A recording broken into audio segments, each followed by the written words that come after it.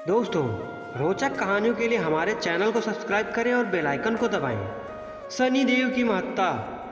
एक समय स्वर्गलोक में सबसे बड़ा कौन है के प्रश्न को लेकर सभी देवताओं में वाद विवाद प्रारंभ हुआ और फिर परस्पर युद्ध की स्थिति बन गई।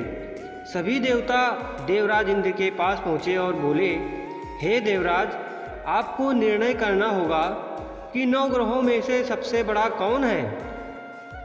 देवताओं का प्रश्न सुनकर देवराज इंद्र उलझन में पड़ गए और कुछ देर सोचकर बोले, हे देवगणों, मैं इस प्रश्न का उत्तर देने में असमर्थ हूँ।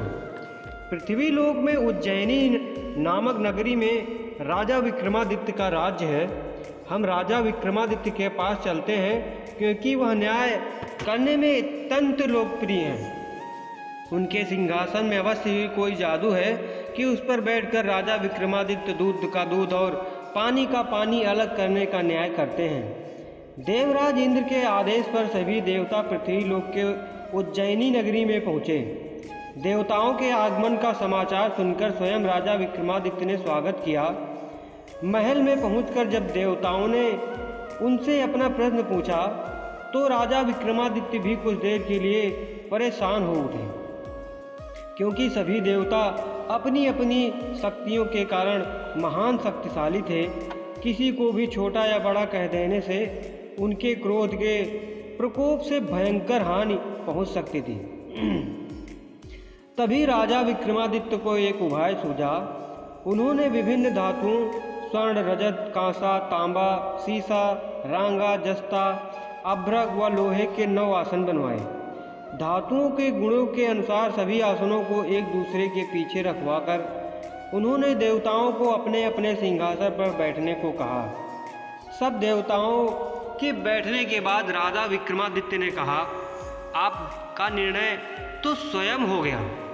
जो सबसे पहले सिंहासन पर विराजमान है वही सबसे पहले बड़ा है।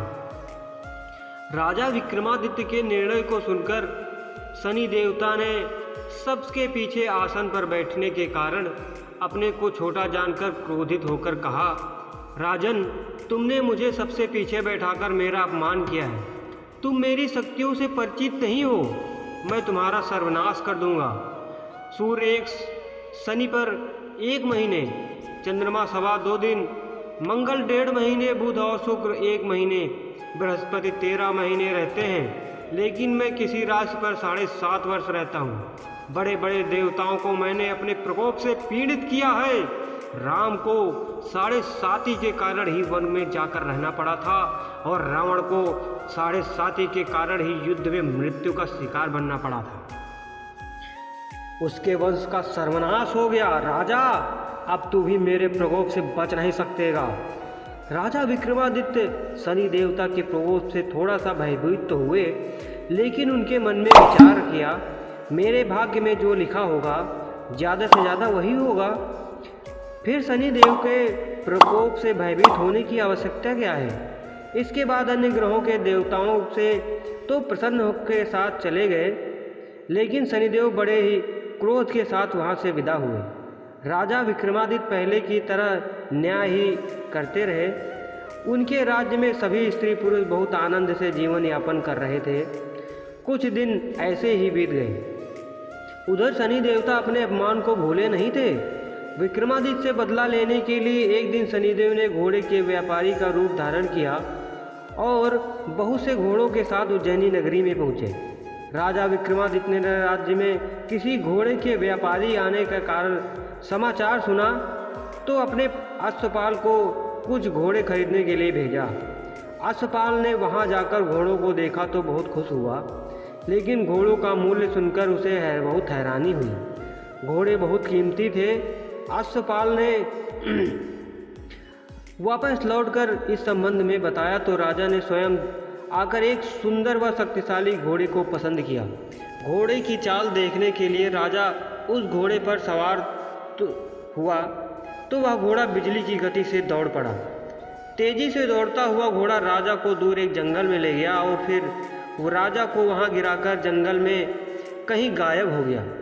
राजा अपने नगर को लौटने के लिए जंगल में भटकने लगा, लेकिन उसे लौटने का कोई रास्ता नहीं मिला। राजा को भूख प्यास लग गई। बहुत घूमने पर उसे एक चरवाहा मिला। राजा ने उससे पानी मांगा। पानी पीकर राजा ने उस चरवाहे को अपनी अंगूठी दे दी। फिर रास्ते में कूचकर वह जंगल से बाहर निकलकर पास के नगर में पहुंचा। राजा ने एक सेठ की दुकान पर बैठकर कुछ देर आराम किया। उस सेठ ने राजा से बातचीत की तो राजा ने उसे बताया कि मैं उज्जैनी से आया हुआ हूँ। राजा के कुछ देर दुकान पर बैठने से सेठ जी की बहुत बिक्री हुई। सेठ ने राजा को बहुत धन्य भाग्यवान समझकर और उसे अपने घर भोजन के लिए ले गया। सेठ के घर में सोने का एक हार खूंटी पर टंगा हुआ था। राजा को उस कमरे में अकेला छोड़कर सेठ कुछ देर के लिए बाहर गया। तभी एक आश्चर्यजनक घटना घटी। राजा के देखते ही देखते सोने के उस हार को खूंटी निगल गई। सेठ ने कमरे में लौटकर हार को गायब देखा तो चोरी का संदेह राजा पर ही गया, क्योंकि उस कमरे में राजा ही अकेला बैठा हुआ था। सेठ ने अपने नौकरों से कहा कि इस परदेशी को रस्सियों से बांधकर नगर के राजा के पास ले चलो। राजा ने विक्रमादित्य से हार के बारे में पूछा तो उसने बताया कि उसके देखते ही देखते खूंटी ने हार को निगल लिया। इस पर राजा ने क्रोधित होकर चोरी करने के अपराध में विक्रमादित्य के हाथ पांव काटने का आदेश दे दिया। राजा विक्रमादित्य के हाथ पांव काटकर उसे नगर की सड़क पर छोड़ दिया गया।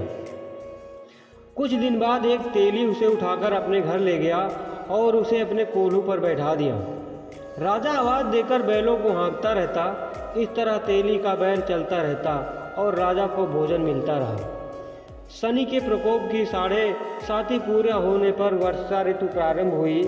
राजा विक्रमादित्य एक माघ में मल्हार गा रहा था कि तभी नगर के राजा की लड़की राजकुमारी मोहिनी रथ पर सवार उस तेली के घर के पास से गुजरी। उसने मेघ मल्हार सुना तो उसे बहुत अच्छा लगा और दासी को भेजकर गाने वाले को बुला लाने को कहा। दासी ने लौटकर राजकुमारी को अपंग राजा के बारे में सब कुछ बता दिया। राजकुमारी उनके मेघ मल्हार पर बहुत मोहित हुई थी, अतः उसने सब कुछ जानकर भी अपंग राजा से विवाह करने का निश्चय कर लिया। राजकुमारी ने अपने माता पिता से जब यह बात कही तो वे हैरान रह गए। राजा को लगा कि उसकी बेटी पागल हो गई है। राजा ने मोहिनी को समझाया, बेटी तेरे भाग्य में तो किसी राजा की रानी होना लिखा हुआ है, फिर तू उस अपंग से विवाह करके अपने पांव पर कुल्हाड़ी क्यों मार रही है। जब राजा ने किसी सुंदर राजकुमारी से उसका विवाह करने की बात कही, लेकिन राजकुमारी ने अपनी जिद नहीं छोड़ी। अपनी जिद पूरी कराने के लिए उसने भोजन करना छोड़ दिया और प्राण त्याग देने का निश्चय किया। राजा आखिर अपनी रानी को विवश होकर अपंग विक्रमादित्य से राजकुमारी का विवाह करना पड़ा। विवाह के बाद राजा विक्रमादित्य और राजकुमारी तेली के घर में रहने लगे। उसी रात स्वप्न में शनिदेव ने राजा से कहा, राजा तुमने मेरा प्रकोप देख लिया, मैंने तुम्हें अपने अपमान का दंड दिया। राजा ने शनिदेव से क्षमा करने को कहा और प्रार्थना की, शनिदेव आपने जितना दुख मुझे दिया है अन्य किसी को न देना। शनिदेव ने कुछ सोचते हुए कहा, राजा मैं तेरी प्रार्थना स्वीकार करता हूँ। जो कोई स्त्री पुरुष मेरी पूजा करेगा, शनिवार को व्रत कर मेरी कथा सुनेगा, उस पर मेरी अनुकंपा बनी रहेगी, उसे कोई दुख नहीं होगा। शनिवार को व्रत करने और चींटियों को आटा डालने से मनुष्य की सभी मनोकामनाएं पूरी होंगी। प्रातःकाल राजा विक्रमादित्य की नींद खुली तो अपने हाथ पांव देखकर राजा को बहुत खुशी हुई। उसने मन ही मन शनिदेव को प्रणाम किया। राजकुमारी को भी राजा के हाथ पांव सही सलामत देखकर आश्चर्य में डूब गई। तब राजा विक्रमादित्य ने अपना परिचय देते हुए शनिदेव के प्रकोप की सारी कहानी कह सुनाई। सेठ को जब इस बात का पता चला तो दौड़ता हुआ तेली के घर पहुंचा और राजा के चरणों में गिरकर क्षमा मांगने लगा।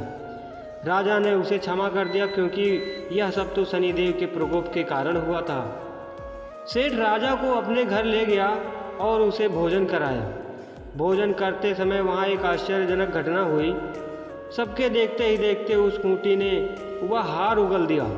सेठ जी ने अपनी बेटी का विवाह भी राजा के साथ कर दिया और बहुत से स्वर्ण आभूषण धन आदि देकर राजा को विदा किया। राजा विक्रमादित्य राजकुमारी मोहिनी और सेठ की बेटी के साथ उज्जैनी पहुँचे तो नगरवासियों ने हर्ष से उनका स्वागत किया। उस रात उज्जैनी नगरी में दीप जलाकर लोगों ने दिवाली मनाई। अगले दिन राजा विक्रमादित्य ने पूरे राज्य में घोषणा करवाई, शनिदेव सब देवों के सर्वश्रेष्ठ हैं। प्रत्येक स्त्री पुरुष शनिवार को उनका व्रत करे और व्रत कथा अवश्य सुने। राजा विक्रमादित्य की घोषणा से शनिदेव बहुत प्रसन्न हुए। शनिवार का व्रत करने और कथा सुनने के कारण सभी लोगों की मनोकामनाएं शनिदेव की अनुकंपा से पूरी होने लगी। सभी लोग आनंदपूर्वक रहने लगे। दोस्तों, कहानी थोड़ी सी लंबी थी, लेकिन अगर अच्छी लगी हो तो लाइक करना। हमारे चैनल पे अगर नए हों तो चैनल को सब्सक्राइब करके बेल आइकन को दबाना। धन्यवाद।